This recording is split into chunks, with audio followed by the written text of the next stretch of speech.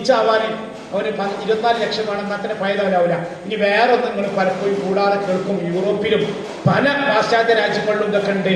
നമ്മളൊക്കെ ചെറുപ്പത്തിൽ വായിച്ചിന് ഒരു കുട്ടി പിശാചുണ്ട്, കഥാപുസ്തകങ്ങളിലൊക്കെ വായിച്ചിന്. എന്താണ് ഇങ്ങനെ ഒരു ചെറിയൊരു വാലൊക്കെ ഉണ്ടായിട്ട് ലുട്ടാപ്പിന്റെ മാതിരി ചെവി ആക്കുക, ചെത്തി കുളിപ്പിച്ചിട്ട് ലുട്ടാപ്പിന്റെ മാതിരി. അപ്പൊ എന്താ എങ്ങനെ? അപ്പൊ പിന്നെ വണ്ടിമ്മലുള്ള പരാക്രമമാണ്. വണ്ടിന്റെ മുന്നിലുള്ള 2 കണ്ണട എടുത്താണ്ട് ഒഴിവാക്കും. ഇത് പറയുമ്പോ ഏതെങ്കിലും കുട്ടികളെ 2 കണ്ണട ഒഴിവാക്കണമെങ്കിൽ സംശയിക്കേണ്ട, ആ ചിലപ്പോൾ പൊട്ടിയിട്ട് മാറ്റിയത് കേട്ടോ, അത് പറയല്ല. പക്ഷെ ഇത് അടയാളങ്ങളിൽപ്പെട്ട ഒരു അടയാളാണ്. എന്നിട്ട് കാണാൻ ഞാനൊക്കെ കണ്ടില്ല. നമ്മളിത് കൂടുതൽ ശ്രദ്ധിക്കുമല്ലോ, എത്രത്തോളം നമ്മളൊരു വിഷയം അത്ര ആത്മാർത്ഥത്തിൽ പറഞ്ഞാൽ നമുക്കത് തെളിയുമാണല്ലോ. ഞാൻ കുറച്ചു കാലമായിട്ട് നിങ്ങൾ നിരീക്ഷിച്ചുകൊണ്ടിരിക്കുന്നുണ്ട്. ഇപ്പൊ ഞാൻ ഇപ്പൊ അടുത്ത് ചെന്ന് ചെമ്മാട്ടങ്ങാടി ഇതുപോലെ ഒരു മുടി പോലൊക്കെ കണ്ട ഇപ്പൊ പോലീസുകാരെ വരെ ഇവരെ വിളിച്ചിട്ട് പറയാം കഞ്ചാവുണ്ടോ. ഇപ്പൊ നാളെ ചങ്ങായിക്ക് അടിക്കുന്നൊക്കെ പറഞ്ഞു 17 വയസ്സാണ്. ഇവരെ മുടിയും ചേരും കണ്ടിട്ടില്ലേ, എന്നിട്ട് ഒരു കേസൊക്കെ SIക്കെതിരെ. അപ്പൊ ഞാൻ കണ്ടു ചെമ്മാട്ടങ്ങാടി ഇത് അങ്ങനെ അടങ്ങറായി തിരിഞ്ഞു നോക്കിയിട്ടാണ്. നല്ലൊരു ബൈക്ക് കണ്ണട ഊരി മാറ്റിയതാവാം, അല്ലാഹുവല. പിന്നെ അതുപോലെ തന്നെ നമ്മൾ കോയിലെ തോല് വെച്ച് അങ്ങനെ ഉണ്ടാവും, അതേമാതിരി ബൈക്കാക്കി ഒന്നും ഉണ്ടാവില്ല. ഇതൊക്കെ തീരാത്താണ്. ഇതൊക്കെ നമ്മുടെ നാട്ടിൽ നടന്നുകൊണ്ടിരിക്കുക. അല്ലാഹു കാത്തുരക്ഷിക്കട്ടെ. പ്രിയമുള്ളവർ, ഞാൻ ഇത്രയും പറഞ്ഞത് ഇങ്ങനെ ഒരു വിഭാഗം നമ്മുടെ കുട്ടികൾ അവർക്കിടയിലാണ് ജീവിച്ചു കൊണ്ടിരിക്കുന്നത്. ഇനി ഞാൻ പറയാം, ഇവരെ എത്രമാത്രം സ്വാധീനിക്കുന്നു ചോദിച്ചാല് ഇത് നമ്മൾ കൂടുതൽ വയലറേണ്ട ആവശ്യമില്ല. ഒരു ചെക്കന് വളാഞ്ചേരി, ഞാൻ ഇന്നലെ വളാഞ്ചേരിക്കാർ പറഞ്ഞപ്പോ വളാഞ്ചേരിക്കാർക്ക് ഭയങ്കര പറഞ്ഞപ്പോ ഒരു ഇങ്ങോട്ട് കുറെ കാര്യങ്ങൾ പറഞ്ഞത്. വളാഞ്ചേരി ബ്ലോക്ക് ആക്കിയില്ല ഒരു ചെക്കൻ. ആ തൊപ്പിക്ക് ലക്ഷങ്ങൾ വ്യൂവേഴ്സ് ഉണ്ടായില്ലേ. ആരായിരുന്നു അവന്റെ കൂടുതൽ ആളുകൾ എന്ന് അറിയോ? നമ്മൾ ചിന്തിക്കണം. രക്ഷിതാക്കളുടെ അന്തം കമ്പിത്തരത്തിലും കൂടി ഒരു ഉദാഹരണം ഉണ്ട് ഇവിടെ. 6ാം ക്ലാസ്സിന്റെയും 10ാം ക്ലാസ്സിന്റെ ഇടയിലുള്ള കുട്ടികളാണ് അധികം അവന്റെ ആരാധകന്മാരെ നമ്മൾ പ്രയോഗിക്കാൻ പാടില്ല. എന്തായാലും അങ്ങനെ അവന്റെ ഫോളോവേഴ്സ് ആയിട്ട് വന്നത്. ഓനെന്താ ചെയ്യാ? വൃത്തികേടുകൾ പറയാം അല്ലെ, മൈക്ക് വെച്ചിട്ടൊക്കെ തനി വൃത്തികേട്. നമ്മൾ ഇവർക്കാണ് പതിറ്റാണ്ടുകൾ അഭിനയിച്ച് തിമർത്ത് ആടിയ സിനിമാ നടന്മാർക്ക് കിട്ടാത്ത ആരാധകന്മാര് ഈ ചെങ്ങായിക്ക്. നമുക്ക് പിരാന്ത് നമ്മൾ പറയല്ലോ, പുച്ഛിച്ച് തള്ളല്ലോ. ഈ തൊപ്പി എന്ന് പറയപ്പെടുന്ന ആൾക്ക് കിട്ടിയെന്ന് പറയുമ്പോ അതിനേക്കാൾ ലക്ഷങ്ങൾ അവന് മൊബൈൽ യൂട്യൂബില് നമ്മളെ മക്കളോ പേരക്കുട്ടികളോ ഇത് കാണുമ്പോ പ്രിയമുള്ളവരെ നമുക്ക് മനസ്സിലാവുന്നല്ലോ എത്ര പെട്ടെന്നാണ് അവരെ ഇത് സ്വാധീനിക്കുന്നത്. അതുകൊണ്ട് എന്താണ് പരിഹാരം? ഞാൻ അതിലേക്ക് വരാം. ഞാൻ ഇത്രയും പറഞ്ഞത് ഈ വിഷയത്തിന്റെ ഗൗരവം നമ്മളെപ്പോഴും കേൾക്കുന്ന വിഷയമാണ്. പക്ഷെ ആ ഗൗരവത്തിൽ തന്നെ നമ്മൾ എന്ത് ചെയ്യാന്നറിയോ? ഞാൻ കുറച്ചുകൂടി ഒരു പ്രതിരോധം നൽകുന്ന ചില കാര്യങ്ങൾ പറയാം. മനുഷ്യന്മാർക്ക് ഒരു നാട്ടുകാർക്ക് എല്ലാവർക്കും ഒരു വർത്താനുണ്ട്. നമ്മളും ചിലപ്പോൾ പറയും, നമ്മളിപ്പോ ഉസ്താദ് അത് സൂചിപ്പിച്ചു, നമ്മളിപ്പോ കുറെ പറഞ്ഞിട്ട് എന്താ കാര്യം, സ്കോഡ് നടത്തിയിട്ട് എന്താ കാര്യം? വയറ് കേട്ടിട്ട് നന്നാവുകയാണെങ്കിൽ ആദ്യം മൈക്ക നന്നാവണം, അല്ലെങ്കിൽ മൈക്ക് ഓപ്പറേറ്റർ നന്നാവണം. അജാതി വർത്താനം പറയുന്നത്. അങ്ങനെയാണെങ്കിൽ നൂഹ് നബി അലൈഹിസ്സലാം 950 കൊല്ലക്കാലം പ്രബോധനം ചെയ്തിട്ട് 80 ആളുകൾ ഏറ്റവും പ്രബലമായ അഭിപ്രായ പ്രകാരം 100 ആള് തയ്ച്ചുണ്ടായിട്ടില്ല.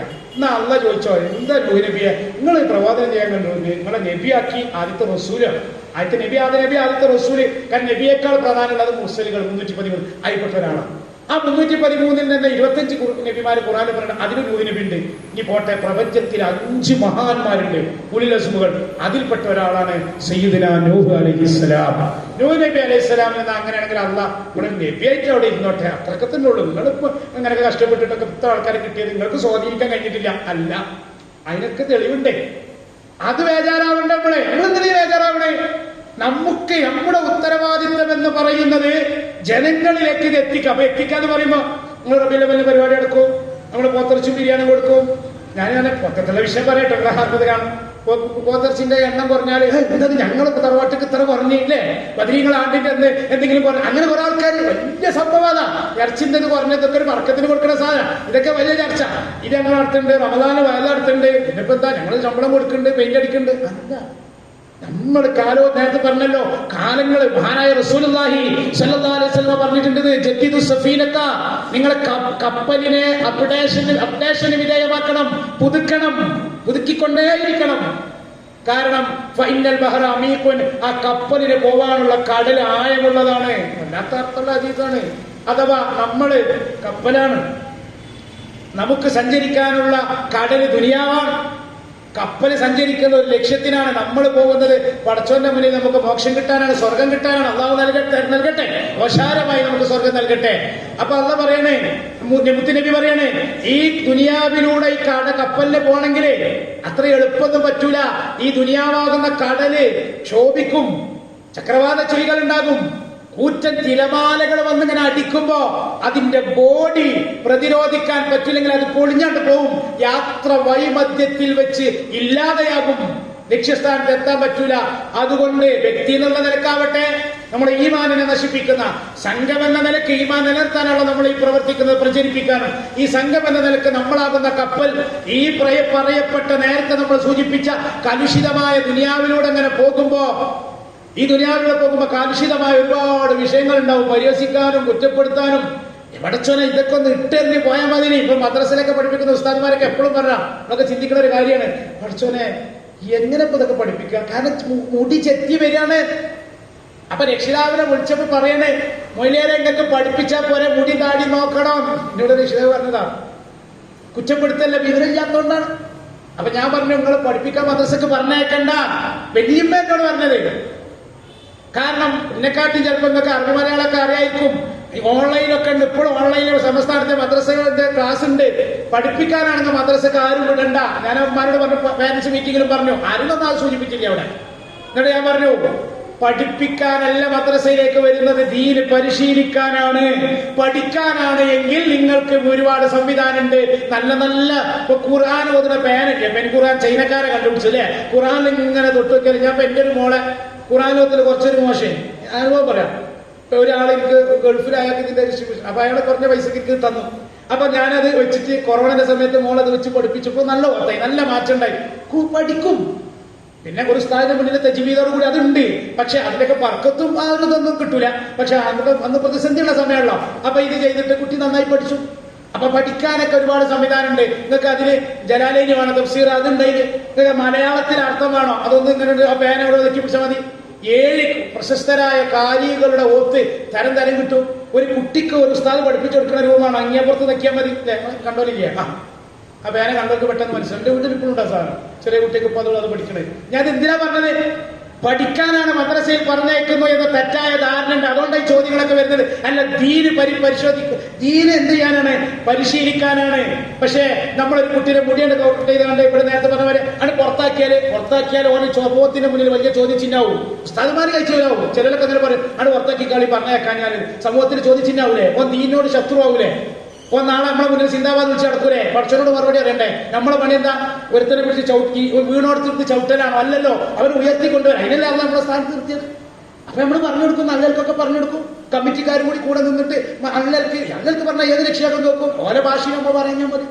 അപ്പൊ അങ്ങനെയുള്ള ഒരു സമൂഹത്തിനിടയ്ക്ക് നമ്മൾ ജീവിക്കുമ്പോ, പ്രിയമുള്ളവരെ, അള്ളാഹുവിന്റെ റസൂൽ പറയാണ്, നിങ്ങൾ എന്ത് ചെയ്യണോ, കപ്പൽ അപ്ഡേഷന് വിധേയമാക്കണം എന്ന് പറഞ്ഞാൽ ഇന്നത്തെ ഓരോ കാലഘട്ടത്തെയും വെല്ലുവിളികൾ എന്താണെന്ന് പഠിച്ചിട്ട് അതിനനുസരിച്ചിട്ട് തന്ത്രങ്ങൾ മെനഞ്ഞിട്ട് ദീനീ പ്രബോധനം നടത്തണം.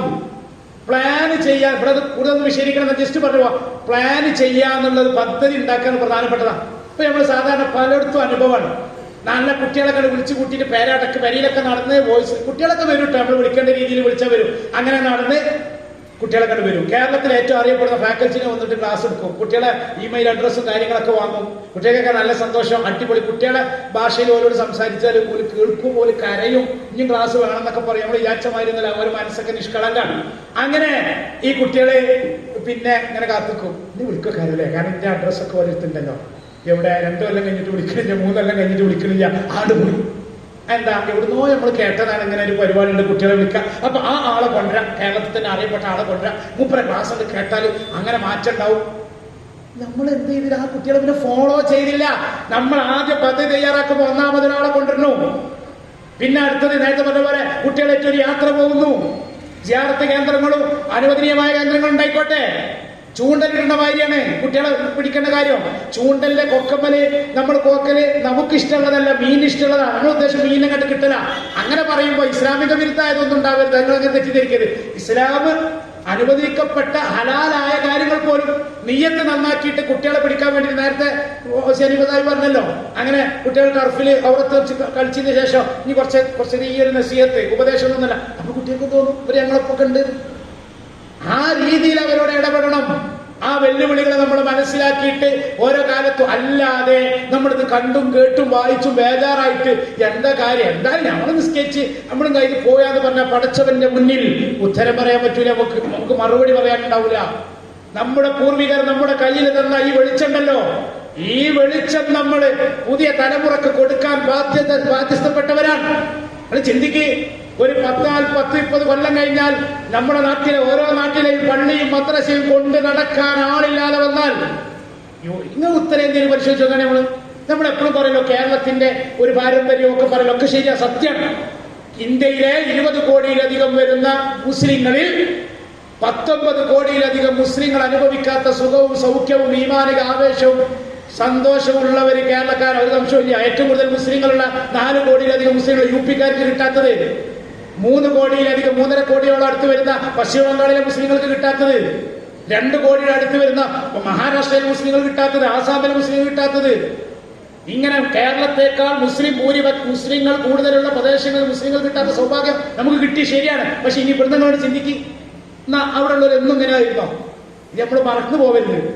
എന്നും അങ്ങനെ ആയിരുന്നോ? അല്ലല്ലോ. വിദ്യാഭ്യാസ ചിന്തന അവിടെ ഉണ്ടായിട്ടില്ലേ?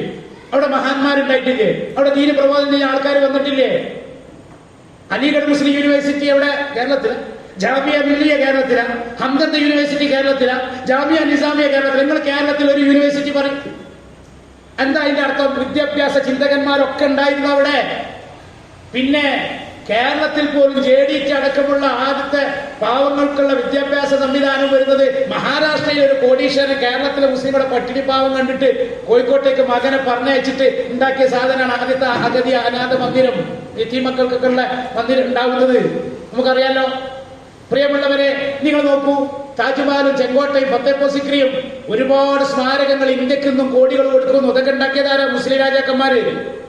850 കൊല്ലത്തിലേറെ കാലം ഇന്ത്യയുടെ നല്ലൊരു ഭാഗം ഭരിച്ചു എന്ന് മാത്രമല്ല, അന്നത്തെ ഫ്രാൻസിലെ ലൂയി 14 ലോകത്തെ ഏറ്റവും വലിയ പണക്കാരൻ ആ രാജ്യമായിരുന്നു. ആ രാജ്യത്തിന്റെ 5 ഇരട്ടിയിലധികം സാമ്പത്തിക അഭിവൃദ്ധി മുഗൾ രാജാക്കന്മാരുടെ കാലത്തുണ്ടായിരുന്നു എന്ന് ബ്രിട്ടീഷുകാരെ എഴുതിയത്. അതൊക്കെ പോക്കറ്റടിച്ചു കൊണ്ടുപോയി ലോകത്തെ ഏറ്റവും വലിയ സമ്പന്ന രാജ്യവും ഏറ്റവും നല്ല സൈനിക ശക്തികളായ മുഗൾ രാജാക്കന്മാര്, മുസ്ലിം രാജാക്കൾ ഔറംഗസീബിനെ പോലെ ഔലിയാക്കന്മാര് ആയ ആളുകൾ, നല്ല സ്വാധീനങ്ങളും കൂട്ടത്തിൽ ഉണ്ടായിട്ടുണ്ട്. ദീനെ പൊളിക്കാൻ വന്ന അക്ബറും ഉണ്ടായിട്ടുണ്ട്. അതുകൊണ്ട് മഹാനായ അക്ബറായിട്ട് ഔറംഗസീബും മതഭ്രാന്തനുമായി ദീന് പൊളിക്കാൻ വന്ന അക്ബർ മഹാനായ. അത് പോട്ടെ, അത് ചരിത്രത്തിലെ വൈരുദ്ധ്യം. അത് അതിനായിട്ട് കുറച്ച് ആൾക്കാരുണ്ട്. നമ്മുടെ വിഷയം അതല്ല. നമ്മളിന്നും ഇങ്ങനെയായിരുന്നോ? രാജാക്കന്മാരുണ്ടായിരുന്നു, പണം. ഇപ്പൊ പുതിയ തലമുറയോട് നമ്മൾ ചോദിച്ചേക്കാൻ എന്താ കേരളത്തിലെ മുസ്ലിങ്ങൾക്ക്? അത് നമ്മൾ ഗൾഫിൽ പോയിട്ടുണ്ടാക്കിയതല്ലേ. എന്റെ മുന്നിലിരിക്കുന്ന പ്രായമുള്ളവരോട് പറഞ്ഞാല് പോയി ഉണ്ടാക്കിയ ഒന്നും പറയും. കാരണം ഇതിനെക്കാട്ടി ആവേശം ഈ പട്ടിണിയുള്ള കാലത്ത് ഉണ്ടായിരുന്നു നമ്മുടെ നാട്ടിലൊക്കെ, അല്ലെ? ഒരു സംശയമില്ല. അറിവ് കുറവാണെങ്കിലും തിരിച്ചറിവ് നല്ല ഉണ്ടായിരുന്നു. ഞാൻ വായക്കാടിനടുത്ത് ഒരു SPVന്റെ കുട്ടിയൊക്കെ ഒരു ലീഡർഷിപ്പ് ക്യാമ്പ് എടുത്തപ്പോൾ ഞാൻ പറഞ്ഞു, നിങ്ങൾ വല്യപ്പാരൊക്കെ കുപ്പായിടാതെ അങ്ങാടിക്ക് നടന്നിന് എന്താ നിങ്ങൾക്ക് അറിയാം? നമ്മളിങ്ങനെ ഒരു കാര്യങ്ങൾ പറഞ്ഞ പോലെ ഭാഷ. അപ്പൊ ഒരുത്തം നിന്നിട്ട് പറയണേ, അത് വല്യപ്പ ജിമ്മിന് പോയിട്ടുണ്ടാവൂലേ ഉസ്താദേ? കാരണം ജിമ്മിന് പോയിട്ട് അവന്റെ കാക്ക മസിൽ കാട്ടി നടക്കണം. ഈ കുട്ടിക്ക് അത് ഈ പട്ടിണിയാണ് എന്ന് കുട്ടിക്ക് ചിന്തിക്കാൻ പോലും പറ്റില്ല. നമ്മൾ പറഞ്ഞാൽ പറയും, അതാ അയാൾ തള്ളുവാണല്ലേ, വലിയപ്പോ ഭയങ്കര തള്ളലാണല്ലേ, അല്ലെ?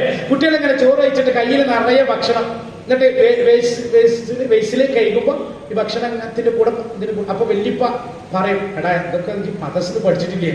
അപ്പൊ ചെക്കൻ ഇങ്ങനെ നോക്കൂ.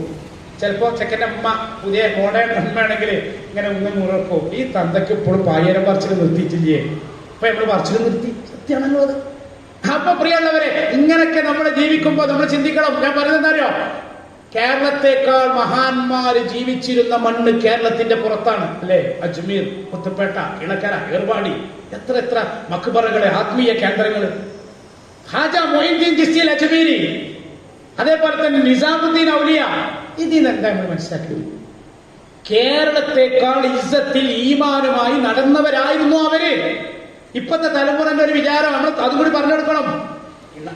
അവരാണ് ഇന്ന് പേപ്പട്ടിയുടെ വിലയില്ല എന്ന് പറഞ്ഞ വിലയില്ല, അല്ലേ? അഖ്ലാഖ് എന്ന് പറഞ്ഞ ഒരു മനുഷ്യനെ കുത്തിയിട്ട് വന്നപ്പോ കൊന്നവർക്ക് സർക്കാർ ജോലി കൊടുത്തതാ കേട്ടെ, പത്രത്ത് വായിച്ച്. കുടുംബക്കാർക്കെതിരെയൊക്കെ കേസിന് പോവരുതിച്ചിട്ട് എന്നിട്ട് 12 വയസ്സായ മകള് പറയുന്നുണ്ട്, എന്റെ വാപ്പ ഞങ്ങളെ വീട്ടില് ഒരു ഗോമാംസം സൂക്ഷിച്ചിട്ടില്ല, ആടിന്റെ മാംസാണ്. പോലീസ് വന്നിട്ട് അക്രമികളെ പിടിക്കല്ലേ ചെയ്തത്, ഫ്രിഡ്ജ് നോക്കിയിട്ട് മാംസറ്റ് പോയപ്പോ ആദ്യത്തെ റിപ്പോർട്ട് എന്താ വന്നതെന്നറിയോ? അത് ആട് മാംസാണ്. പിന്നെ അത് തിരുത്തിയതാണ് ഈ സംഘികള്. ആ കുട്ടി ചോദിച്ചൊരു ചോദ്യം ഉണ്ട്, നിങ്ങൾ ഇത് ലാബ് കൊണ്ടുപോയിട്ട് പരിശോധിക്കുമ്പോ ഇത് ആട്ടിറച്ചിയാണ് നിങ്ങൾ തിരിച്ചറിഞ്ഞാൽ. ആ കുട്ടിക്ക് അതറിയല്ലോ, മരിച്ചു പോയ എന്റെ വാപ്പാ നിങ്ങൾക്ക് തിരിച്ചു തരാൻ പറ്റുമെന്ന് ലോകത്തോട് ചോദിച്ചൊരു ചോദ്യമുണ്ട്. ഞാനിത് എന്തിനാ പറയുന്നറിയോ? ആ സമയത്ത് ഏകദേശം ആ സമയത്താണ് പേപ്പട്ടികളുടെ ശല്യം കൂടിയത്.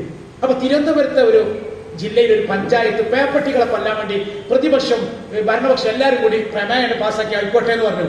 അപ്പോഴാണ് അന്നത്തെ മൃഗവകുപ്പ് മന്ത്രി മേനകാ ഗാന്ധി കേസ് കൊടുത്തത്. അതായത് പേപ്പട്ടിനെ കൊല്ലാൻ പാടില്ല, പച്ച മനുഷ്യനെ കൊല്ലാം. ജുനൈദ് എന്ന് പറഞ്ഞ കുട്ടി ഹാഫിളായിട്ട് പുത്തനുടുപ്പ് വാങ്ങാൻ വേണ്ടി ഡൽഹിക്ക് ഉമ്മച്ചിന്റെ അടുത്ത് കൈ വാങ്ങാൻ പോകുമ്പോഴാണ് ആ പൊന്നു മോനെ കൊന്നത്. ഇതെന്താ നമ്മൾ മനസ്സിലാക്കേണ്ടത്? നമ്മളിങ്ങനെ ഈ ഒരു ഈ ഒരു തണലിൽ ഇങ്ങനെ ഇരുന്നുകൊണ്ട് നമ്മള് ഉപ്പുപ്പാർക്ക് ഒരു ആനുണ്ടായിരുന്നു പറഞ്ഞിട്ട് കാര്യമില്ല. അവർ എന്നോടായി പറയുന്നത്, നമ്മൾ എന്തൊക്കെ പുതിയ തലമുറക്ക് ദീന് കൊടുക്കാൻ പറ്റോ ആ കൊടുക്കലൊക്കെ പാവത്തോടെ ചെയ്യണം. അപ്പൊ പിന്നെ രണ്ടാമത് ഇബ്ലീസ് ഉണ്ടാക്കുന്ന ഒരു ചിന്തയാണ്. ഞാൻ അതും കൂടി പറയാം, ഞാൻ അവസാനിപ്പിക്കട്ടെ. നേരത്തെ പറഞ്ഞ മാതിരി വയൽ തന്നെ നന്നാണ്, അങ്ങനല്ല. അത് നമ്മൾ നടത്തണം, അത് നമ്മുടെ ബാധ്യതയാണ്. അത് കേൾക്കണോര് കേൾക്കും, അല്ലാത്ത കേൾക്കൂല. നൂഹ് നബിന്റെ ഒരു മോനെ വരെ കേട്ടിട്ടില്ലല്ലോ, കനാന് അല്ലേ? അയാളിങ്ങനെ നൂഹ് നബിക്കെതിരെ എതിർപക്ഷത്താ. വെള്ളം ഇങ്ങനെ വന്നപ്പോ ഇങ്ങനെ നീന്തി കളിക്കുക രക്ഷപ്പെടാൻ വേണ്ടി. യാ പുനയ്യ ഇറക്കമാന, പൊന്നു മോനെ ഈ വാനത്ത് കയറിക്കോ എന്ന് പറഞ്ഞപ്പോ വാപ്പേ ഞാൻ ആ കാണുന്ന മലന്റെ മുകളിൽ കയറിക്കോളാം. മലന്റെ മുകളിൽ കയറി മലയും കൂടി മുങ്ങിച്ചത്തില്. ഓ, പള്ളിന്റെ സെക്രട്ടറിയാണ് മോനെ, അങ്ങനെയൊന്നും നമ്മൾ പറയുന്നത്. വലിയ ഉസ്താദാ മോനെ. നമ്മൾ അങ്ങനെ എല്ലാരും ഇങ്ങനെ മാർക്കിടാൻ നടക്കണ പണിയല്ല. നമുക്ക് അതൊക്കെ നല്ല സുഖം. നമ്മൾ ഒരു വിരലിങ്ങനെ ചൂണ്ടുമ്പോ കുറെ വിരൽ ബാക്കി 3 വിരലെങ്കിലും ഇങ്ങോട്ട് ചൂണ്ടിടുന്ന ബോധം വേണം. അങ്ങനെ മാർക്ക് നമ്മൾ ശ്രദ്ധിക്കേണ്ടത്, നമ്മൾ ചെയ്യേണ്ട പണി ചെയ്തിട്ടുണ്ടോ? ലൂത്ത് നബിന്റെ ഒരു ഭാര്യ, അതൊക്കെ ചരിത്രം പഠിച്ചാൽ നമ്മൾ അത്ഭുതപ്പെട്ടു. ലൂത്ത് നബി അവര് വൃത്തികേട് അറിയാമല്ലോ. ചരിത്രത്തിൽ ആദ്യമായിട്ട് ആണുങ്ങളെ സമീപിക്കുന്ന വൃത്തികേട്, ലൈംഗിക വൃത്തികേട് തുടങ്ങിയത് അവരാ. അവർക്കെതിരെ അതും അള്ളാഹുവിലേക്കുള്ള ഏകത്വത്തിലേക്ക് വിളിച്ചു. അങ്ങനെയാണ് ജിബി അലൈഹി ഇസ്ലാമിന്റെ നേതൃത്വത്തിൽ കുറച്ച് മലക്കുകള് ആ സമയത്ത്, അതായത് ഇബ്രാഹിം നബിയുടെ കാലഘട്ടത്തിലെ ലൂത്ത് നബിയും സന്തോഷ വാർത്ത അറിയിക്കുന്നത് കുട്ടിയൊക്കെ ഉണ്ടാവും എന്ന് പറഞ്ഞിട്ട് 120 വയസ്സ്, ഭാര്യക്ക് 90 വയസ്സ്. അപ്പൊ ചോദിക്കുന്നുണ്ട്, ഭാര്യ ചോദിക്കുന്നുണ്ട്, 90 വയസ്സായി ഞാൻ പ്രസവിക്കുക എന്നൊക്കെ ചോദിച്ചപ്പോ അള്ളാഹുവിന്റെ ഇതിലേക്ക് സംശയമൊക്കെ ചോദിച്ചിട്ട് കുട്ടി ഉണ്ട്, ഇസാഖ് നബി ഉണ്ടാവണം. സന്തോഷ വാർത്ത അറിയിച്ച നബിമാര് നേരെ ലൂത്ത് നബിന്റെ വീട്ടിൽ വരാം. അപ്പൊ ഇവര് വന്നപ്പോ നല്ല ആൺകുട്ടികളുടെ രൂപത്തിൽ അവര് സുമുഖന്മാരായി. അപ്പൊ ലൂത്ത് നബിന്റെ ഭാര്യ അങ്ങാടി പോയിട്ട് പറയണേ, ഇതൊക്കെ കഴിഞ്ഞു പോയ ചരിത്രമാണേ. പിന്നെ അവിടെ കുറച്ച് ആൺകുട്ടികൾ വന്നിട്ട് മടങ്ങ വന്നോടി. എന്നിട്ട് ഈ വൃത്തികെട്ടവന്മാര് ഓടി വരികയാണ് വീട്ടിക്ക്. ലൂത്ത് നബി പറയുന്നുണ്ട്, പഠിച്ചോനെ, അതിന്റെ പരിഭാഷകൾ, പഠിച്ചോനെ ഇന്ന് വല്ലാത്തൊരു ദുരന്തത്തിന്റെ ദിവസം തന്നെയാണല്ലോ. ജിബി അലൈഹി സ്വലാം ദേഷ്യം പിടിച്ചിട്ട് ഒറ്റ ചിറകൊണ്ട് കണ്ണകണ്ട് പോയി, മറിഞ്ഞാണ്ട് പോയി, കാഴ്ചണ്ട് പോയി. എന്നിട്ട് പറയും, നിങ്ങൾ വേറെ രക്ഷപ്പെട്ടോളി, വലിയ അതാപ് വരാൻ പോവാണ്. ലൂത്ത് നബിയും വിശ്വാസികളും ഭാര്യ കൂടി പോവാണ്. അപകടം ഉണ്ടാവും, ഒച്ചക്ക് ശബ്ദമൊക്കെ ഉണ്ടാവും, തിരിഞ്ഞു നോക്കരുതെന്ന്. ഈ ഭാര്യ തിരിഞ്ഞു നോക്കി, അവര് നശിച്ചു പോയി. കാരണം നശിക്കാണ്ടാവുക. അപ്പൊ ലൂത്ത് നബിയെ നമ്മളെ കുറ്റം പറയാൻ പറ്റൂ? അങ്ങനെ ഉണ്ട് ഒരുപാട് ചില പ്രവാചകന്മാരുടെ, ചില മഹാന്മാരുടെ ഒക്കെ മക്കള്. അത് നമ്മൾ നോക്കണ്ട. നമ്മൾ നമ്മുടെ കാര്യം ശ്രദ്ധിക്കുക, നമ്മളെ വ്യക്തി ജീവിതം ശ്രദ്ധിക്കുക. അതോടൊപ്പം മറ്റുള്ളവരിലേക്ക് ഈ സന്ദേശം നമ്മൾ ചെയ്യേണ്ട കാര്യങ്ങൾ ചെയ്യുക. ഇനി കുട്ടികളുമായി നമ്മൾ ഒരു എന്ത് ചെയ്യണം, അതുകൂടി 1-2 കാര്യം കൂടി പറഞ്ഞ് ഞാൻ അവസാനിപ്പിക്കാം. ഒരു 10 മിനിറ്റ് കൂടി. റസൂലുള്ളാഹി സ്വല്ലല്ലാഹു അലൈഹി വസല്ലം കുട്ടികളോട് എങ്ങനെയാണ് സമീപിച്ചത്, ആ സമീപനം തന്നെയാണ് നമുക്കൊന്ന് സ്വീകരിക്കാറുള്ളത്. കുട്ടികൾക്ക് ഒരു തോന്നലുണ്ട്, അത് ആചാര്യം കുറച്ച് കൂട്ടരും ഇങ്ങനെ നമ്മളൊരു വഴിക്ക് ഇങ്ങനെ ഒന്നും ഉണ്ടായിട്ടല്ല, ഒരു കമ്മ്യൂണിക്കേഷൻ ഗ്യാപ്പ്, ജനറേഷൻ ഗ്യാപ്പ് പലപ്പോഴും ഉണ്ട്. അത് നമ്മൾ കുറ്റപ്പെടുത്തിയോണ്ട് കാര്യമില്ല, അത് അങ്ങനെ വന്നു പോയതാണ്. അപ്പൊ നമ്മൾ എന്ത് ചെയ്യാ? അനസ് റളിയല്ലാഹു അൻഹു പറയുന്നുണ്ട്, നബി സല്ലല്ലാഹു അലൈഹി വസല്ലം ചിലപ്പോ കുട്ടികൾക്ക് സലാം ചെല്ലാറുണ്ടായിരുന്നു. അപ്പോ കുട്ടികൾക്ക് സലാം ചെല്ലണം എന്ന് ഞാൻ ഓരോരുത്തർ പ്രസംഗിച്ചു. ഞാൻ ബാക്കി പറഞ്ഞില്ല കേട്ടോ, സലാമൊക്കെ ചെല്ലണം. അപ്പൊ ഒരാൾ ചോദിച്ചു, നമ്മൾ വലിയൊരു കുട്ടികൾ വലിയവർക്കല്ലേ സലാം ചെല്ലേണ്ടത്, ചെറിയ സംഘം വലിയ സംഘത്തിനല്ലേ നമ്മൾ മദ്രസയിൽ പഠിച്ചത്. പക്ഷെ ചില ഇസ്ലാഹിൽ വേണ്ടി, നന്മക്ക് വേണ്ടിയിട്ട് അങ്ങനെ ചെയ്യാം. കാരണം കുട്ടികളുടെ മനസ്സ് കെട്ടെടുക്കണം. ഈ കുട്ടികൾക്ക് ഒരു ഇന്നത്തെ കുട്ടികൾക്ക് ഒരു തോന്നലുണ്ട്, അവലൊക്കെ ഇങ്ങനെ ദീനിന്റെ ആൾക്കാർ, നമ്മളൊക്കെ ഇതിന്റെ ആൾക്കാർ പോലെ അങ്ങനെ പോവാണ്. ഒരിക്കൽ റസൂലുള്ളാഹി സ്വല്ലല്ലാഹു അലൈഹി വസല്ലം ചെറുപ്പക്കാരുടെ അടുത്ത് കൂടി ഇങ്ങനെ നടന്നു പോവാണ്. അപ്പൊ അവരൊരു മത്സരം നടത്തണം. ഈ ഒട്ടകത്തിന്റെ കഴുത്തിലൂടെ ഈ ഈന്തപ്പന നാര് അതിന്റെ അടിയിൽ ഇങ്ങനെ റൗണ്ട് ഇട്ട് കൗത്തിൽ ഇങ്ങനെ തൂക്കിയിടും. 10 ഒട്ടകങ്ങൾ ഇങ്ങനെ നിരത്തി നിർത്തി. എന്നിട്ട് എന്ത് ചെയ്യുന്ന, അമ്പ് പായിപ്പിക്കണം അതിന്റെ ഉള്ളിലൂടെ. ഒട്ടകത്തിനൊന്നും പറ്റാൻ പാടില്ല, അങ്ങനെ 10 ഉള്ളിലൂടെ പോയാൽ ഓനൊരു ഗ്രേഡ് കിട്ടും. നമുക്ക് മനസ്സിലാക്കാൻ വേണ്ടി A+ എന്നൊക്കെ. റസൂൽ ഇങ്ങനെ വന്നപ്പോ നല്ല കുട്ടികളാ, ഈ കുട്ടികൾ അമ്പും വില്ലൊക്കെ വെച്ചിട്ട് ഇങ്ങനെ ഭവ്യതയോടെ നിന്ന്. ഇപ്പോഴും ഉണ്ടല്ലോ കുട്ടികളൊക്കെ അരിമാനൊക്കെ കാരണം നീറ്റിക്കുന്ന കുട്ടികളും ഒക്കെ ഉണ്ട്. അപ്പൊ ഇങ്ങനെ ഭവ്യതയോടെ നിന്ന് നമ്മളൊക്കെ ആണെങ്കിൽ കുട്ടികൾ ഉണ്ടല്ലോ ചിലപ്പോൾ ചിരിച്ചിന്ന് വരും. റസൂൽ സ്വല്ലല്ലാഹു അലൈഹി വസല്ലം പുഞ്ചിരിച്ചുകൊണ്ട് ആ മക്കളെ എടുത്ത് കണ്ടിട്ടുണ്ട്. എന്നിട്ട് പറഞ്ഞു, യാ ബനി ഇസ്മായിൽ ഇർമു യാ ബനി ഇസ്മായിൽ ഫഇന്ന അബാകും കാന റാമിയ. ഞാൻ ഇതിനെക്കാട്ടി നല്ലൊരു വർത്താനം പറയില്ല. ഇർമു, നിങ്ങൾ അമ്പെയ്ത്ത് മത്സരം നടത്തൂ. യാ ബനി ഇസ്മായിൽ, ഇസ്മായിൽ നബിന്റെ മക്കളെ, ഫഇന്ന അബാകും കാന റാമിയ, നിങ്ങളെ വാപ്പ ഒരു 1.5 അമ്പെയ്ത്തുകാരനായിരുന്നു. അതാ ഇസ്മായിൽ നബിന്റെ സന്താന പരമ്പരയാണ് അറബികൾ. അപ്പൊ കുട്ടിയൊക്കെ ഒരു മോട്ടിവേഷൻ, ഒരു ആവേശം. കുട്ടികൾ അമ്പും വില്ലൊക്കെ എടുത്ത് ഇബ്നുൽ അദ്റ എന്ന് പറഞ്ഞ ഒരാളുടെ നേതൃത്വത്തിൽ ഒരു ഗ്രൂപ്പും വേറൊരു ആളെ ഗ്രൂപ്പാണ്. അപ്പൊ റസൂൽ പറഞ്ഞു, ഇറുമുവാനമായ ഇബ്നുൽ അദ്റ, ഞാൻ ഇബ്നുൽ അദ്റവിന്റെ ഗ്രൂപ്പിൽ ഞാനും കിട്ടുമെന്നാണ്. അപ്പൊ മറ്റേ ഗ്രൂപ്പില് ഇങ്ങനെ ഫ്രീസ് ആയിട്ടുണ്ട്, അതായത് കളിക്കാതെ ഇങ്ങനെ ഒന്നല്ലാതെന്ന്. അപ്പൊ നബിക്ക് മനസ്സിലായി ഞാൻ കളിക്കണം, നബിയെ നിങ്ങൾക്കെതിരെ കളിക്കണ ഞങ്ങൾക്ക് അതമ്പുകേടാണ്, ഞങ്ങൾക്കൊരു ഇഷ്ടമല്ല, നബിക്കെതിരെ ഒരു ഗ്രൂപ്പിൽ നിൽക്കാന്നുള്ളത് നബി പറഞ്ഞു. ഉറുമുവാനമാക്കും പുല്ലിക്കും, നിങ്ങൾ 50 വർഷം ഞങ്ങൾ എല്ലാവരും കൊണ്ട് 2 ഗ്രൂപ്പിലുണ്ട് എന്ന് പറഞ്ഞ് നബി അവിടുന്ന് പുഞ്ചിരിച്ചുകൊണ്ട് പോവുകയും ചെയ്തു. ഇതിന്റെ അർത്ഥം നുബുവത്തിന്റെ മുമ്പോ നുബുവത്തിന്റെ ശേഷമോ നബി സല്ലല്ലാഹു അലൈഹി വസല്ലമ തങ്ങൾ ഒരു കളി വിനോദങ്ങൾ ഉൾപ്പെട്ടിട്ടില്ല. കളിക്കാൻ വേണ്ടിയിട്ടല്ല, ഈ കുട്ടികളുടെ മനസ്സിലേക്ക് ഒരു പാലം പണിതതാണ് ഷഫീഉനാ റസൂലുള്ളാഹി സ്വല്ലല്ലാഹു. ഇത് നമ്മൾ ചെയ്യണം. കുട്ടികളെ കൊണ്ട് വിളിച്ചു വിട്ടുക. ഇനി റബീഉൽ അവ്വലൊക്കെ നല്ല ഉഷാറാവും. ഒരാൾ പോലും അറിയാതെ പോലും പറഞ്ഞു പോകരുത്. വേറെ അവസരം ഉണ്ടാവുമ്പോ റബീഉൽ അവ്വലൊക്കെ ഇവിടെ കുറെ കുട്ടികളെ കണ്ടീനല്ലോ, ബദരീങ്ങളാണ്ടിന് ചോറ് വാങ്ങാൻ കുറെ വന്നീനല്ലോ, എവിടെ ബാക്കിയുള്ള ഒരു പ്രിയമുള്ളവരെ പറഞ്ഞു പോകരുത്. ആ മക്കൾ പിന്നെ ഇങ്ങോട്ട് കിട്ടൂല. ഇനി റബീഉൽ അവ്വലിനും വരെ കിട്ടൂല. നമ്മൾ അറിയാതെ പറഞ്ഞു പോണതാണ്.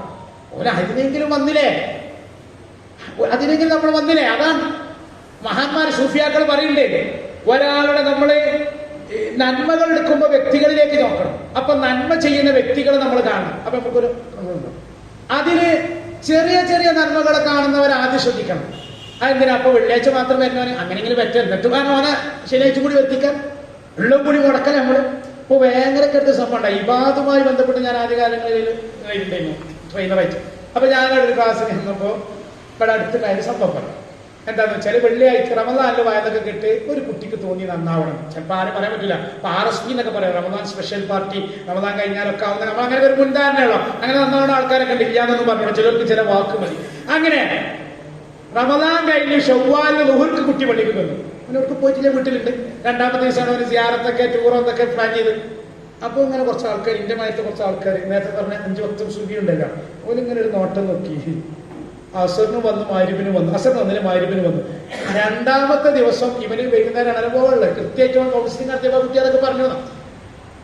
അപ്പോ ഈ കുട്ടി 2ാമത്തെ ദിവസം വന്നപ്പോ പള്ളിന്റെ ആ വരാന്തയിൽ ഇങ്ങനെ ഇരിക്കണ ഒരു കാരണവര് ഓതെടുത്തിട്ട് ഇക്കാമത്ത് കൊടുക്കാൻ നിൽക്കുകയാണ് ഉസ്താദ്. അപ്പൊ പറഞ്ഞു, മോനെ റമദാൻ കഴിഞ്ഞ അറിഞ്ഞിട്ടില്ലേ? അതിൽ ഓന്റെ ഡിക്ഷണറിയിലുള്ള തോന്നിവാസം മുഴുവൻ പറഞ്ഞിട്ട് നിസ്കരിക്കാതെ പോയി. പിന്നെ പള്ളിക്കൊക്കെ വന്നില്ല. അപ്പൊ ഈ കുട്ടീനെ മാറ്റണമെന്നുണ്ടാവില്ല. അപ്പൊ ഈ കുട്ടീനെ കൗൺസിലിംഗ് നടത്തിയപ്പോ ഓന്റെ ഉള്ളിൽ മറ്റുള്ളവരെ മുന്നിൽ പരിഹസിക്കുക. മഹാനായ അബൂദർദാനു മദീനയിലെ ഒരു ചെറുപ്പക്കാരനെ കള്ളു കുടിച്ചിട്ട് നാട്ടുകാരിലും കൂടി തല്ലിയാണ്. റസൂൽ വഫാത്തായിട്ട് കുറച്ച് അയച്ചുള്ളൂ. ദേഷ്യം പിടിക്കുമല്ലോ, ഉറപ്പാണ്. അപ്പൊ അടിക്കാണ്. അബൂദർദാൻ ഇവിടെ വന്ന്, എന്താ നിങ്ങൾ ഇയാളെ ചെയ്യുന്നത്? കള്ളു കുടിച്ചിട്ട് തൗബ ചെയ്യാൻ പറഞ്ഞിട്ട് അയാളെ നമ്മളെ മേക്കിട്ട് കയറുകയാണ് എന്ന രീതിയിൽ സഹാബാക്കളും എല്ലാത്തവരൊക്കെ ആയിട്ട് പ്രതികരിച്ചു. അപ്പൊ പറഞ്ഞു, അയാളെ വിട്ടാളി, നിങ്ങൾക്കെന്താ അയാളോട് വെറുപ്പില്ലേ? അബൂദർദാനെ അറിയാത്ത ചില ആൾക്കാർ ചോദിച്ചു, നിങ്ങൾക്കെന്താ അയാളോട് വെറുപ്പില്ലേ? എനിക്കെന്താ അയാളോട് വെറുപ്പ്? അയാൾ ചെയ്യുന്ന പണിയോടല്ലേ വെറുപ്പുള്ളൂ. ആ പണി നിർത്തി എന്റെ ഉറ്റ സുഹൃത്തല്ലേ എന്നും പറഞ്ഞു. പിന്നെ എല്ലാവരും കൈക്കരുത്തൊക്കെ മാറ്റി ഓരോ വയ്ക്ക് പോയി. അടുത്ത ദിവസം പ്രഭാതത്തിന് മദീന പള്ളിയിൽ ആ മനുഷ്യന് അബൂദർദാനെ കാത്തിക്കാണ്. കുടിച്ച കെട്ടൊക്കെ അടങ്ങിക്കണം. ആ മനുഷ്യനൊന്നും ഉറങ്ങാൻ കഴിയില്ല. അടി കിട്ടിയതുകൊണ്ടല്ല, അത് ഇടക്കൊക്കെ കിട്ടുന്നതാണ്. മഹാനായ അബൂദർദാന്റെ വാക്ക് കൂരമ്പ് പോലെ ഹൃദയത്തിൽ തറച്ചു. ഇന്ന ഇഷ്ടാണെന്നോ? ഞാൻ ഈ പണി നിർത്തിയാൽ ഈ കുട്ടികളൊക്കെ ഉള്ളിൽ എന്താ പറയുക, ഞാൻ എന്തായാലും കള്ളുടിയാനായി, നന്നാവണം ചിന്തയില്ലാത്തതുകൊണ്ടല്ല. നമ്മൾ പറയുന്നത് തബ്ലീഗുകാർ കണ്ടില്ലേ? നിങ്ങൾ ആരോട് നമ്മൾ ഈ പറഞ്ഞത്? എന്താ ഈ തബ്ലീഗുകാർ ചെയ്യണത്? നിങ്ങൾ പഠിച്ചു നോക്കി. തബ്ലീഗുകാർ ഏറ്റവും വലിയ കള്ളുകുടിയാനെ പോയി കാണും. നമ്മളിപ്പോ ഒരു നേരം തൊടാതെ ബൈക്കുമ്പോ പോണ ഒരു ആക്സിഡന്റ് ആയി നമ്മളെന്താ പറയാ? അതൊക്കെ ഞാൻ എപ്പോഴാണ് തീരുമാനിച്ചത്? ഓന്റെ പോക്ക് കണ്ടാല് ആ ആക്സിഡന്റ് ആയി കിടക്കണമെടുത്ത് നമ്മളെ മാലിന്യം പറ്റി ഒന്ന് ചെന്നിട്ട് ഉമ്മാനോട് ഞങ്ങൾക്ക് വേണ്ടി പോക്ക് കാണും, അതൊന്നും പറയരുത്. നിങ്ങളിതിന് മുറിവിന് കുത്തണ അല്ലെ നമ്മളൊരു രീതിയാണ്. നമ്മൾ ചെന്നിട്ട് എന്താ പറ്റിയ ആര് ഡോക്ടറെ കാണിക്കണത്, വെറുതെ മരുന്നൊക്കെ ഇങ്ങനെ എടുത്ത് നോക്കുക. അപ്പൊ എന്താണ് ഡോക്ടർ നമുക്ക് അറിഞ്ഞിട്ട് വെറുതെ നോക്കുക മരുന്ന് ഇതൊക്കെയാണ്. അപ്പൊ ഒരു ആരെങ്കിലും അതൊക്കെ ഒരു ഇതാണ്, ജാടല്ല. ഓരോ മനസ്സെന്ന് എന്നിട്ട് എല്ലാ പൈസക്ക് എന്തെങ്കിലും പ്രശ്നമുണ്ടോ? അപ്പൊ പാവങ്ങളാണ് നമ്മുടെ അടുത്തുണ്ടെങ്കിൽ അപ്പോൾ പൈസ കൊടുത്ത് നിങ്ങൾ പറഞ്ഞോളി, പള്ളിക്കുന്ന വിരിച്ചൊക്കെ കൊടുക്കുക. ഒരു സംശയം വേണ്ട. പിന്നെ ദീനിന്റെ ഏറ്റവും മുഹിബീങ്ങൾ അവരായി മാറും. കാരണം എന്താണെന്നറിയോ, എല്ലാവരും കള്ളുടിയാനും മോശക്കാരനെ ചവിട്ടിയ ആൾക്കാരെ നമ്മളെ കണ്ടെത്തിയത് അവരുടെ ഉള്ളില് ഇന്നെ ആരെങ്കിലും ഒന്ന് കൈപിടിച്ച് ഉയർത്തണം എന്നുണ്ട്. പക്ഷെ ആരോട് പറയും? അങ്ങനെയാണ് ഇങ്ങനത്തെ മനുഷ്യന്മാരെ നന്നാക്കുന്നത്. ഇതിന് ഇവർ പ്രത്യേകം പഠിച്ചതുകൊണ്ട് ഇപ്പൊ ഇബാദിന്റെ ഒക്കെ രീതി കഥകൾ തന്നെ നമ്മളിങ്ങനെ പരസ്യമായിട്ട് പറഞ്ഞ് പ്രചരിപ്പിച്ച് നടക്കൂലെന്നുള്ളൂ. അപ്പൊ പ്രിയമുള്ളവരെ, നമ്മൾ എന്ത് ചെയ്യണം? ഈ കുട്ടികളെ ആ രീതിയിൽ അള്ളാന്റെ റസൂൽ അങ്ങനെ തന്നെയാണ് ചെയ്തുള്ളത്. ഇനി മറ്റൊരു കാര്യം കൂടി പറയാം. നല്ല കഴിവുള്ള കുട്ടികൾ, ആ കുട്ടികളെ കണ്ടെത്തണം. ഒരുപാട് ഞാൻ ഇപ്പോൾ ആലോചിക്കുന്നുണ്ട്, നല്ല ഇപ്പൊ ഇവിടെ എന്റെ സദസ്സിൽ ഇരിക്കുന്നവരും അല്ലാത്ത കാര്യത്തിൽ നമ്മുടെ സംഘടന രംഗത്തൊക്കെ ഒരുപാട് പരിചയമുള്ളത് പിന്നെ ഒരുപാട് കാലമായിട്ടുള്ളതുകൊണ്ട് നല്ല കഴിവുള്ളവരുള്ള ഒരു നേരെയാണ് അവിടെ. അതതിന്റെ ഒരു എന്തുണ്ടാവും, പുതിയ തലമുറയിലുണ്ടാവും ഒരു സംശയം. ആ കുട്ടികളെ നിങ്ങൾ കണ്ടെത്തും. കുട്ടികളുടെ കഴിവ് കണ്ടെത്തിയിട്ട് അവരെ ഉയർത്തിയിട്ട് ദീന് സഹായമാകണം. അതിന് റസൂല മാതൃക. അതുകൂടി പറഞ്ഞിട്ട് ഞാൻ നിർത്താൻ. പ്രിയമുള്ളവരെ, ഒരിക്കലും ഒരു 13 വയസ്സായ ഒരു കുട്ടി നബിന്റെ അടുത്ത് വന്നിട്ട് പറയാൻ, നബിയെ എനിക്ക് യുദ്ധത്തിൽ ഇന്നെ ചേർക്കുക. ഈ കുട്ടിക്ക് ഭയങ്കര ഇഷ്ടമാണ് നബിനെ, ഇതിനെ എന്തെങ്കിലും ചെയ്യണം. അപ്പൊ നബി പറഞ്ഞു, മോനെ ഈ കുട്ടിയല്ലേ, എനിക്ക് എന്തെങ്കിലും നബി നിങ്ങൾക്ക് വേണ്ടി എന്തെങ്കിലും ഹിദ്മത്ത് ചെയ്യണം, പിന്നെ ഒരു സുഖം അല്ലെങ്കിൽ ഒരു ഒഴിവും കൊടുക്കണില്ല, എങ്ങനെ നബിനോട് പറയാം. അപ്പൊ നബി പറഞ്ഞു, മോനെ യാ ബുനയ്യ, പൊന്നു മോനെ തഅല്ലം ലീ ലുഗത്തുൽ ഹിബ്രിയ്യ, എനിക്ക് വേണ്ടിയിട്ട് ഹിബ്രു ഭാഷ പഠിക്കുക. കുട്ടിക്ക് സന്തോഷമായി. നബിക്ക് വേണ്ടി എനിക്ക് വേണ്ടിയിട്ട് നബി പറഞ്ഞത്. ഈ കുട്ടി നബിക്ക് വേണ്ടിയിട്ട് സേവനം ചെയ്യാൻ ഇഷ്ടമുള്ള കുട്ടിയാണ്. അപ്പൊ അത് ആ മനഃശാസ്ത്രം മനസ്സിലാക്കി റസൂൽ അങ്ങനെ തന്നെ ഉപയോഗിച്ചു. ഈ കുട്ടി ഓടിപ്പോയി എന്നാൽ മക്കത്തുണ്ടാവില്ല ഹിബ്രു പണ്ഡിതന്മാര്, ജൂതന്മാരെ ഭാഷ എന്നൊക്കെ പറയുന്ന തോറയുടെ ഭാഷ. ഈ കുട്ടി ഹിബ്രു പണ്ഡിതനെ കണ്ടെത്തി 2 ആഴ്ച കൊണ്ട് പഠിച്ചു എന്നൊക്കെ ചരിത്രം പറഞ്ഞത്. കാരണം പിന്നെ ലിംഗ്വിസ്റ്റിക് ഇന്റലിജന്റ് അപാരമുള്ള കുട്ടിയാണ്, പെട്ടെന്ന് അവർക്ക് ഭാഷ പഠിക്കും. ആ കുട്ടി വന്നിട്ട് നബിന്റെ അടുത്ത് വന്നിട്ട് പറഞ്ഞു, 2-3 ആഴ്ച കൊണ്ട് പഠിച്ചിട്ട് പറഞ്ഞു, നബിയെ ഞാൻ പഠിച്ചു പറഞ്ഞു, ഭാഷയൊക്കെ പഠിച്ചു, ഭാഷ കൈകാര്യം ചെയ്യാനൊക്കെ അറിയും, ഹിബ്രു ഭാഷ. അപ്പൊ നബി പുഞ്ചിരിച്ചു കൊണ്ട് പറഞ്ഞു, മോനെ തഅല്ലം ലീ ലുഗത്ത് സുരിയാനിയ, ഈ സുരിയാനി ഭാഷ കൂടി എനിക്ക് വേണ്ടിയിട്ട് മോൻ പഠിക്കോ. ഓടിപ്പോയി സുരിയാനി പണ്ഡിതനെ കണ്ടു, പഠിച്ചു. 1 മാസത്തിൽ താഴെ സമയം കൊണ്ട് പഠിച്ചു. നബിന്റെ അടുത്ത് വന്നു.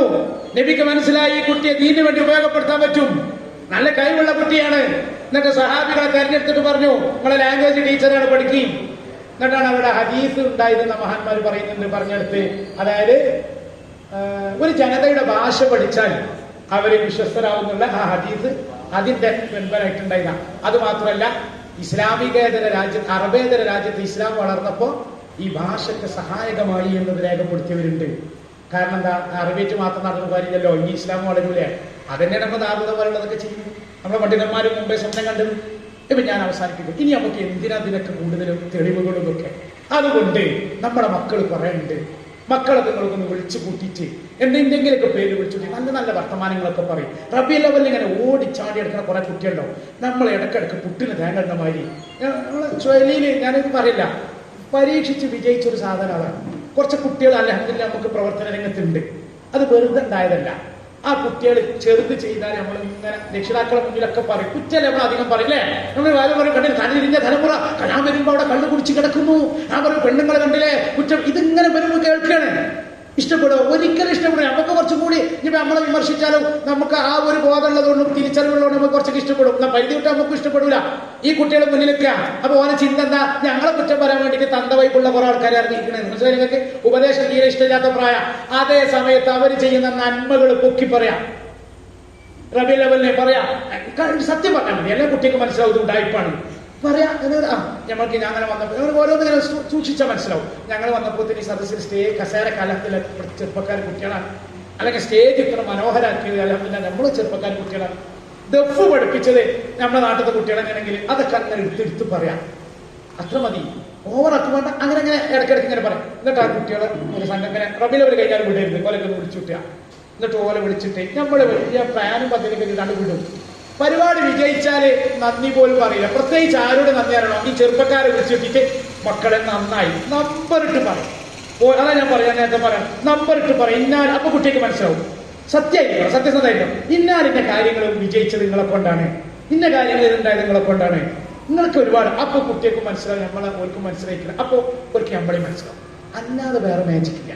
നമ്മളൊക്കെ ചെറുപ്പത്തിൽ എന്തുണ്ട്, വാട നിസ്കരിക്കാൻ വാട ചെക്കന്റെ കൈ പിടിച്ചെന്ന ഓം വരും. വാപ്പ വേണ്ട, വെള്ള തലിക്കെട്ടിട്ട് വാപ്പാന്റെ ചങ്ങാതിനെ കാണുമ്പോൾ വരെ പേടി. എനിക്കൊക്കെ അനുഭവം ഉണ്ട്, നിങ്ങൾ പേടിച്ച് മാറിക്കും. ഇപ്പൊ വാപ്പ വന്നാൽ തന്നെ ഓങ്ങനെ മടക്കുത്തിയിട്ട് ആ ട്രൗസർ കാണിച്ചിട്ട് വാപ്പ ഇങ്ങനെ ഒഴിഞ്ഞാണ് പോണ കാലല്ലേ. അതുകൊണ്ട് പഴയ കാലത്ത് ആ തളപ്പ് ഇപ്പൊ പറ്റൂല. ഖുർആൻ അതുകൊണ്ടാണ് പറഞ്ഞത്. നിങ്ങൾ തന്ത്രവും സതുപദേശത്തിലൂടെ ഒക്കെ മക്കളെ ദീനിലേക്ക് ക്ഷണിക്കുക. ആരും നമ്മൾ ലിസ്റ്റ് ഇടണ്ട, കാരണം അങ്ങനെ ലിസ്റ്റ് അള്ള ഇട്ടിട്ടില്ല. മൂസാ നബിനോട് അള്ള പറഞ്ഞത് ആറു നബിയോട് ഫിറോവിന്റെ അടുത്തേക്ക് പോയി പറ്റ മോശമായിരിക്കുന്നു. മുത്ത് നബിനോട് പറഞ്ഞത് അബുജല്ലി അബുലബിന്റെ അടുത്തേക്ക് പോകണ്ട, ഓരോ ഒരിക്കലും നന്നാവില്ല എന്നല്ല. അങ്ങനല്ല, അങ്ങനെ ഒരു ഇതേ ഇസ്ലാമിലില്ല. പന്ത് അഷീറത്തുകൾ അക്രമിങ്ങൾ ആരും നിങ്ങൾ സ്വന്തക്കാരി എടുത്തിട്ട് പോയിന്ന. എന്നിട്ടാണ് ഇസ്ലാമിലേക്ക് ക്ഷണിച്ചപ്പോ തബ്ബല്ലൊക്കെ യാ മുഹമ്മദ് എന്ന് ചീത്ത വാക്ക് കേൾക്കേണ്ടി വന്നത്. അപ്പോ നമ്മളെന്ത് ചെയ്യരുത്, അത് ഓരോ വാപ്പനെ വലിയ കുടിയനാ, അങ്ങനെ തള്ളരുത്. കാരണം പ്രവാചകന്മാർക്ക് പോലും അള്ളാഹു അങ്ങനെ ആരൊക്കെ സ്വീകരിക്കുക എന്ന് പറഞ്ഞാൽ അതൊന്നും നോക്കണ്ട, നമ്മൾ സ്കോഡായിട്ട് ഇറങ്ങുക. ഞാൻ പിന്നെ ഇത് പറഞ്ഞു നിർത്താട്ടോ, അത് വിശദീകരിക്കാനല്ല. തസ്കിയ എന്ന് പറഞ്ഞുകൊണ്ട് ഞങ്ങളുടെ നാട്ടിൽ ഇടയ്ക്കിടയ്ക്ക് പരിപാടി നടത്തും. ഇപ്പൊ അടുത്ത് റസൂലുള്ളാഹിനെ കുറിച്ച് ഒരു പാടി പറയുന്ന ഒരു പരിപാടി ഉണ്ടെങ്കിൽ എല്ലാവർക്കും നല്ല ഇഷ്ടപ്പെട്ടു. റസൂലുള്ളാഹിനെ അങ്ങനെ ഹുബ് ഇങ്ങനെ പറഞ്ഞിട്ട് കുറച്ച് പ്രസംഗിക്കാൻ പോകേണ്ട, അത് നല്ലൊരു കാര്യമാണ്. റസൂലുള്ളാഹി അങ്ങനെ ഉള്ളിക്കട്ട് കയറിയാൽ റസൂലിന്റെ ഉള്ളിൽ കയറിയാൽ പിന്നെ രക്ഷപ്പെട്ടു. അള്ളാഹു അത്തരക്കാരെ നമ്മൾ ഉൾപ്പെടുത്തി അനുഗ്രഹിക്കട്ടെ. അതൊരു സംഭവം തന്നെ. അതുകൊണ്ടാണ് റസൂലുള്ളാഹിന്റെ ശത്രുക്കൾ എപ്പോഴും മോശമാക്കണം. റസൂലിന്റെ ഹൃദയത്തിനാണ് പോയതിന്റെ ബാക്കിയുള്ളതൊക്കെ, കാരണം അവിടെ നിങ്ങളുടെ കിട്ടിയതാണത്. അപ്പൊ ഈ കുട്ടികൾ ഇങ്ങനെ ഇടയ്ക്കിടയ്ക്ക് വിളിച്ചു വരുത്തും. കുട്ടി വിളിച്ചു വരുത്തുമ്പോൾ എങ്ങനെ വന്നെന്നറിയോ, ഇതേ പ്രശ്നങ്ങൾ എല്ലാ നാട്ടിലുണ്ട്. ആദ്യം ഇങ്ങനെ സ്കോഡായിട്ട് ഇങ്ങനെ ഇറങ്ങും. ഖത്തീബ് ഉണ്ടാവും, ഉസ്താദ് ഉണ്ടാവും, എസ്കെസ്എമ്മിന്റെ കുട്ടികളുണ്ടാവും, കമ്മിറ്റിന്റെ ആൾക്കാരൊക്കെ ഉണ്ടാവും. എന്നിട്ട് ഇറങ്ങിയിട്ട് പിന്നെ ഓലെ വീട്ടിൽ ചിലപ്പോൾ അവിടെ ഉണ്ടാവില്ല. മോനോട് പറഞ്ഞേക്കേണ്ടിട്ട് അങ്ങനെ പള്ളിയിൽ ഒരു പരിപാടി ഉണ്ട് എന്ന് വരേണ്ടിയിട്ടാണ് അത്. എന്നിട്ട് ചിലപ്പോൾ ക്യാരം ഷെൽസിനോടൊക്കെ ഉണ്ടാവും, ഒന്ന് ഒക്കെ സംസാരിക്കാൻ മോൻ വരും. അപ്പോൾ എല്ലാവരും കുട്ടികൾ കളിയൊക്കെ നിർത്തും. എന്നിട്ട് ഓരോട് സംസാരിക്കും, വരേണ്ടിട്ടാണ്. അന്ന് പറയില്ല എന്താണ് അവിടെ കളിക്കണമെന്ന് അപ്പം പറയുന്നത്. പിന്നെ പള്ളിയൊക്കെ ഒന്ന് വരുമോ. എന്നിട്ട് പിന്നെ കുറച്ച് ആൾക്കാർക്ക് പിന്നെ നമ്പറുകളൊക്കെ നമ്മൾ വാങ്ങിയിട്ടുണ്ടാവും, പോലെ അറിയാതെ. അതൊരു തന്ത്രം, ഒരു ഹിക്മത്താണ്. അറിഞ്ഞു വാങ്ങാൻ അറിയാതെ വാങ്ങാം. എന്നിട്ട് എന്ത് ചെയ്യും, ഒരു 8, 10, 20 ആൾക്കാർക്ക് ഓരോരുത്തരുടെ നമ്പർ കുറച്ച് ഷെയർ ചെയ്യും. എന്നിട്ട് ഇവര് വിളിക്കും. പിന്നെ നേരത്തെ ആൾക്കാർ തലേന്ന് ഒന്നുകൂടി വിളിക്കും. പിന്നെ കാണുമ്പോഴൊക്കെ മോനെ പള്ളിയേക്ക് വരേണ്ടിയിട്ടാണ്, ഒന്ന് കുറച്ചൊന്ന് കഴിഞ്ഞ് പോയിട്ടോ. ഇങ്ങനെ കുറെ വിളിക്കുമ്പോൾ ഓർക്കൊരു തോന്നലുണ്ടാവും, ഒരു വിളിക്ക് വേണ്ടി കാത്തിക്കുക. നമ്മള് സലാം ഒരു അത്ഭുതപ്പെടും. ഇത് നമുക്ക് വേണ്ടിയിട്ട് സലാം ചെല്ലും, ബാക്ക് പോക്കും ചില കുട്ടികൾ. ഇതെന്താ ഇങ്ങനെ ഉണ്ടാവും. ഓരൊക്കെ നമ്മൾ അംഗീകരിക്കണം ആഗ്രഹിക്കുന്നവരാണ്. അതുകൊണ്ട് ഈ രീതിയിൽ ക്ഷണിച്ചാൽ ഒരു വരും. ഇനി എല്ലാ ക്ഷണം അങ്ങനെ വേണ്ട. അതിന് നിങ്ങളൊരു 10-100 ആളെ കിട്ടും. 100 ആളെ കിട്ടിയാൽ അടുത്തിന് 100 ആള് വരൂല, അങ്ങനെ നിങ്ങൾ പ്രതീക്ഷിക്കണ്ട. അങ്ങനെ കിട്ടി നിങ്ങൾക്ക് ഒരു 10 ആളെ നല്ല കുട്ടികളെ കിട്ടും. അവരെ കണ്ടിട്ട് നമ്മുടെ കണ്ണിങ്ങനെ നിറയും. കുറത്തായി എന്ന് പറഞ്ഞ മതി. ആ ഒരു പദ്ധതിക്ക് വേണ്ടി നിങ്ങളോടൊന്നും പിന്നെ പറഞ്ഞ പ്ലാൻ പദ്ധതി തയ്യാറാക്കുക, ഇറങ്ങിയിട്ടില്ല. അത് മാത്രമല്ല ബാക്കി എല്ലാ കാര്യം എന്നിട്ടൊരു ഇതുണ്ടാക്കുക, കാര്യങ്ങളൊക്കെ ചെയ്യാം.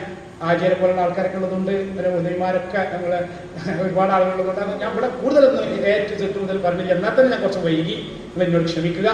കാരണം ഈ വിഷയം അത്ര ഇതുള്ളതുകൊണ്ടാണ്. അള്ളാഹു നമ്മൾ പറഞ്ഞത് കേട്ടത് സ്വാലിഹായ അമലായി നമ്മൾ സ്വീകരിക്കട്ടെ. പഠിച്ചവനെ, ഞങ്ങൾ ഇത്രയും സമയം ഇവിടെ ഇരുന്നത് കേട്ടത് പറഞ്ഞതൊക്കെ നീ സ്വീകരിക്കണം അള്ളാഹ്. അള്ളാഹുവേ, തിരക്ക് പിടിച്ച ജീവിതത്തിനിടയിൽ അറിവില്ലായ്മ കൊണ്ടും ഐഷത്തിനുള്ള ഓട്ടപ്പാച്ചിനിടയിലുമൊക്കെ ഞങ്ങളുടെ ഏൽപ്പിക്കപ്പെട്ട ഉത്തരവാദിത്വം പലപ്പോഴും പൂർണ്ണമായി നിർവഹിക്കാൻ സാധിച്ചിട്ടില്ല. നീ പുറത്തു തരണേ അള്ളാഹ്. അള്ളാഹുവേ, ഇനിയുള്ള ജീവിതം ദീനിന് വേണ്ടി പരമാവധി ഖിദ്മത്ത് ചെയ്യാൻ ഞങ്ങൾക്ക് നീ തൗഫീഖ് നൽകണേ അള്ളാഹ്. അതിനുവേണ്ടി ആഫിയത്ത് ദീർഘായുസ് നൽകണേ അള്ളാഹ്. അള്ളാഹു പഠിച്ചവനെ സ്വർഗം നൽകണേ അള്ളാഹ്. ജീവിച്ചിരിക്കുന്ന ഒരുപാട് മഹാന്മാരുണ്ട്, എപ്പോഴും സഹായിക്കുന്ന പാവപ്പെട്ടവർ. ഈ പരിപാടി സംഘടിപ്പിച്ചവർ, സംഗമിച്ചവർ, സഹായിച്ചവർ, സഹകരിച്ചവർ പഠിച്ചവനെ എല്ലാവർക്കും ഈ ലോകത്ത് നീ ഖൈർ പ്രദാനം ചെയ്യണേ അള്ളാഹ്.